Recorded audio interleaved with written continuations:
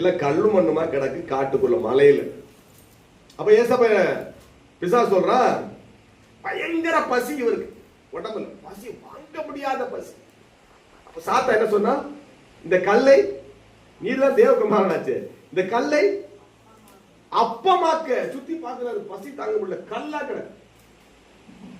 கல்ல சாப்பிட முடியுமா? சாப்பிட ஒண்ணுமே இல்லை, அந்த மரங்கள் எது, பழங்கள் எதுவுமே இல்லை, கல்லா கிடக்கு. பசி. இந்த பசியை சாத்தான் அறிந்து, இந்த கல்லை அப்பமாக்க உமக்கு வல்லமை உண்டு. இல்லையா?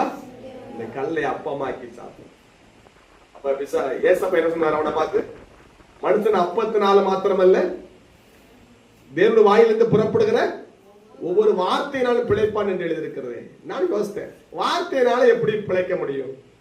வார்த்தையினால எப்படி பிழைக்க முடியும்? ரொம்ப நாள் எனக்கு டவுட், வார்த்தையினால. அல்லேலூயா. கர்த்தர் அழகா சொல்றாரு, வார்த்தையினால. இப்ப சொல்றல, என் கற்பனை யார் கை கொள்ளுகிறார்களோ அவர்கள் தான் சீசர்கள்.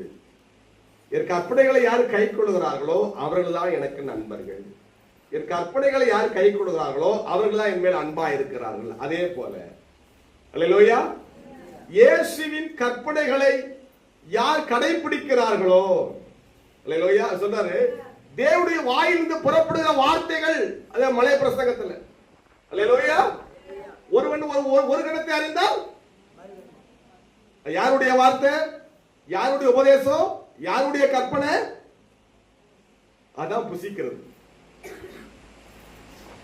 மற்றக்கு பழிக்கு பள்ளி நம்ம வாங்காதபடி மறுகணத்தையும் நம்ம காட்டி, அல்லேலூயா, அவன் சொன்னா சொல்லிட்டு போறான், பேசினா பேசிட்டு போறான், அவனை மன்னிச்சு விடுறோம் பாருங்க. ஏசப்பா சொல்லிருக்கிறாரு, நம்ம அதை மனசுல வைக்க வேண்டாம். அதான் வார்த்தையை புசிக்கிறது. வார்த்தையினாலதான் நம்ம பிழைக்க அழைக்கப்பட்டிருக்கிறோம். கைவிட்டு அமைச்சு சொல்லுங்க பார்ப்போம். கர்த்தருடைய பிள்ளைகள் எதுக்கு அழைக்கப்பட்டிருக்கிறோம்? வார்த்தையினால பிழைப்பதற்காகத்தான். ஒருவன் உன்னை ஒரு மைல் தூரம் நடக்க பலவந்தம் பண்ணினால் நீ அவனோட 2 மைல் தூரம் போ. இதான் உபதேசம், இதான் கற்பனை. இதை நாம் பழி வாங்காமல் நாம் கடைபிடிக்கும் பொழுது வார்த்தையினாலே பிழைக்கிறோம். அல்லேலூயா. மன்னிக்கும் போது வார்த்தையினாலே பிழைக்கிறோம். மன்னிக்கும் போது வார்த்தையினாலே பிழைக்கிறோம். ஏசப்பா நம்மளை மன்னிச்சு மற்றவர்களை மன்னிக்கும் போது வார்த்தையினால் பிழைக்கிறோம்.